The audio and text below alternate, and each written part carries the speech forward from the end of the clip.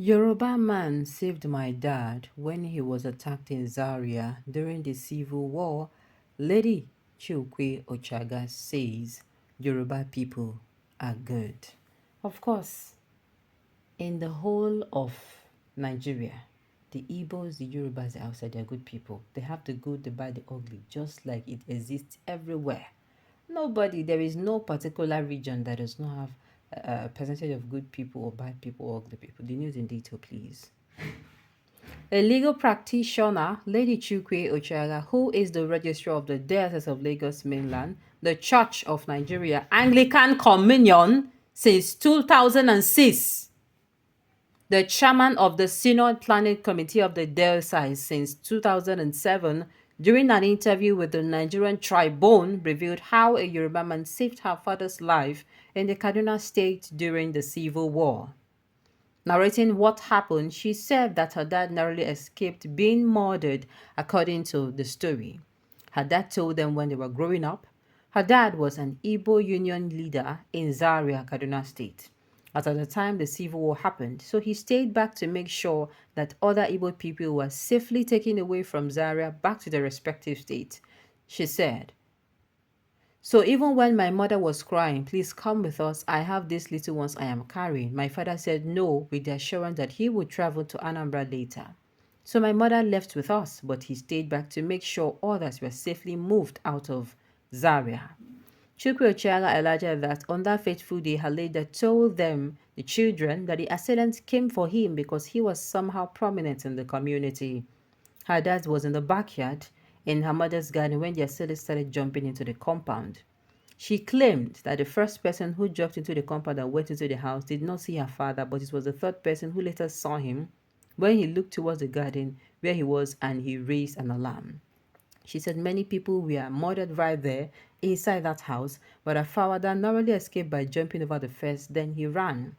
He added, and luckily it was a Yoruba man that rescued him. Yes, he took him in and put him inside a box used for storing clothes, where he passed the night. The assailant followed him to the man's house. They searched the house, but they could not find him, and they left. So, as I said before, there is no region. Forget everything going on.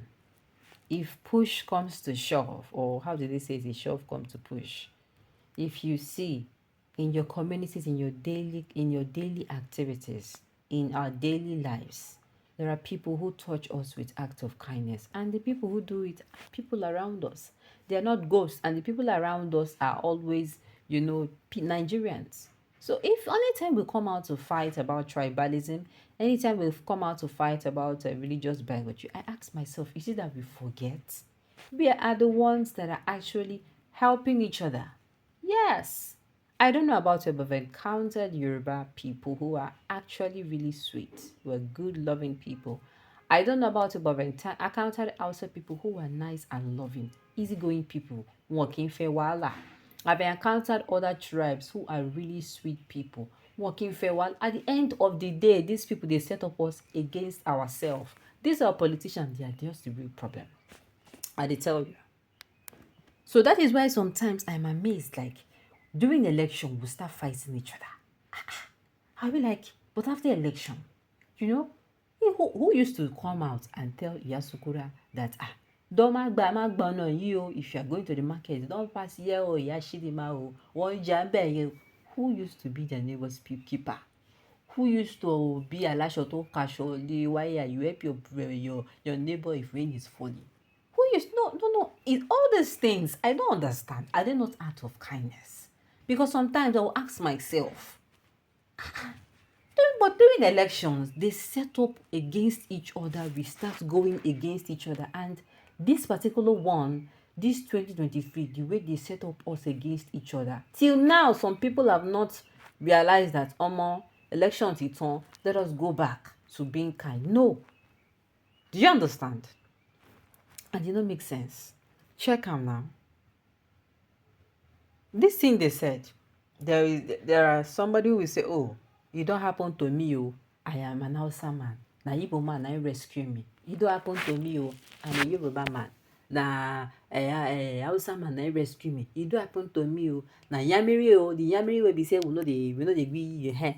Na they rescue. You understand? We have stories about how we have been kind to each other. Why is it that we allow those people to break the jinx every time they want us to? Every time they want us to vote for them. Now, we need to have a talk. I'm telling you, as people of Nigeria, we need to have a talk. Because look around you, it is not ghosts that show us, we show each other kindness. We do. So why is it that when we are supposed to stand firm and stand tall and stand together and make sure that whatever is, this country moves forward, we won't. We will allow those people to break the jinx, come into us, cause chaos. And then they go back and live happily and they start watching us while we, attack each other in chaos. May not check them. Makes sense. Till today, the greatest enemies of Igbo are Yoruba. Victor Banjo and Adekunle Faji followed Igbo people to their grave. Awolowo remained greatest Igbo enemy because he gave them £20 after the Civil War, not knowing how come about the money comes out. Thanks to Reno, who educated Igbo youth online because what their parents told them was quite different. Ojukwu changed Nigerian money to Biafran money during the war and made all your money useless when you were brought back to Nigeria. Biafra soldiers invaded Benin Center back and looted all Nigerian money there, despite that all the money owned by Biafra was useless. Awolowo used his good of it to freely give all households £20 for them to start life, but today, children of hate are still blaming him. They didn't blame Ojukwu who brought the war on them and ran away. It is to see the way you are coming out to say, count it. If you want to talk about the Civil War, they will talk about how the Yoruba also caused what they caused. You understand? The people will come out and tell you, what of this one, what of this one, what of this one. It is enough. Tell your fellow Nigerian that we have bled enough. All of us as Nigerian, we have bled enough. It is okay. These same people you are talking about, they are also bleeding. The way you are coming out to say you are being caught, they caught you because, they blame you and they blame you, when you have not, when you have not actually healed of a wound, they keep touching it and keep touching it. It won't heal. The same way the Igbos too are actually facing, what they're facing today. They're still going through the war. They cannot fathom why people they call their own, but they waged the war. They murdered more than 3 billion out of them. A lot of people died. They cannot heal. The Hausa man will tell you, it is the Igbo people. But why can't we come together and tell ourselves, it is enough? We don't want to hear about who caused what and whatever. We should come together and tell ourselves, if we do not come together, these people will continue to use this against us all the time. Anytime they want us to do their bidding, they're going to bring us something that is religious bigotry. They have religious bigotry, or they have tribalism or ethnicism, so that we start going against each other's stories again. This is the card they've been playing for a long time, for the past 50, 60 years. It is time to say is enough. Alright, on this note, we have come to the end of the news. We say thank you for tuning in to listen. Until I come your way next time, enjoy the rest of